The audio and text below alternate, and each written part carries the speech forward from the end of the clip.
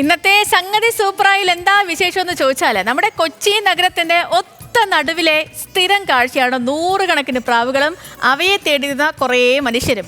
കൗതുകത്തിനും സന്തോഷത്തിനൊപ്പം തന്നെ ചിലർക്ക് ഈ സന്ദർശനം ഒരു ദിനചര്യയുടെ ഭാഗം കൂടിയാണ്. സമാധാനത്തിന്റെ പ്രതീകമായ പ്രാവുകളെ ഊട്ടുന്നത് വിശ്വാസത്തിന്റെ ഭാഗമായി കാണുന്നവരും നമുക്കിടയിലുണ്ട്. വ്യവസായ നഗരത്തിലെ വേറിട്ടൊരു പ്രഭാത കാഴ്ചകളിലേക്കാണ് ഇന്നത്തെ സംഗതി സൂപ്പർ.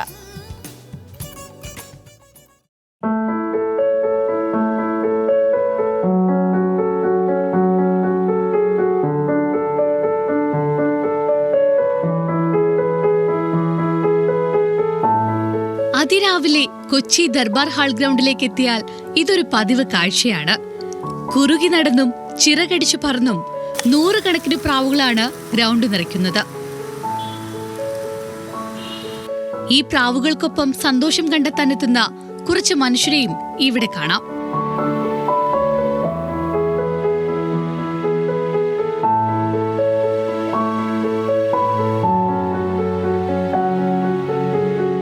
നഗരമധ്യത്തിൽ ദർബാർ ഹാളിനും എറണാകുളത്തപ്പൻ ക്ഷേത്രത്തിനും സമീപത്താണ് ഈ കാഴ്ച. വ്യവസായ നഗരിയുടെ പ്രഭാതങ്ങളിൽ പ്രാവുകളെ കാണുന്നത് ഒരുപാട് ആളുകളുടെ ദിനചര്യ കൂടിയാണ്.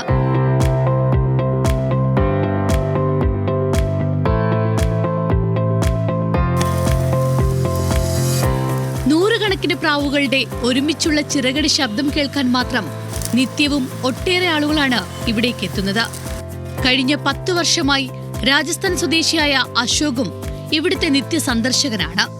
10 കിലോ ഗോതമ്പാണ് ഓരോ ദിവസവും അശോക് ഈ പ്രാവുകൾക്കായി കൊണ്ടുവരുന്നത്.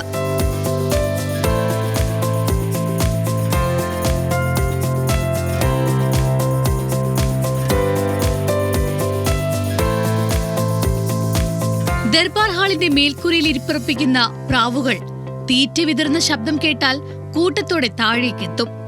സമാധാനത്തിന്റെ പ്രതീകമായ പ്രാവുകൾക്ക് ഭക്ഷണം നൽകുന്നത് വിശ്വാസത്തിന്റെ ഭാഗമായി കാണുന്നവരുമുണ്ട്.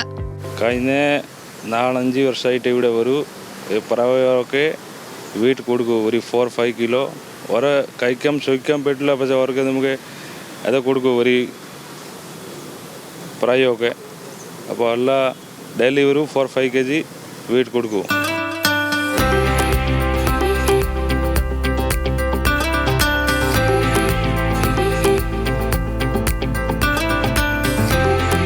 പാറിപ്പറക്കുന്ന പ്രാവുകൾക്കും അവയുടെ ദൃശ്യം പകർത്തിയ ടിബിൻ ടോമിനുമൊപ്പം ഷീന മാർട്ടിൻ, ന്യൂസ് മലയാളം, കൊച്ചി.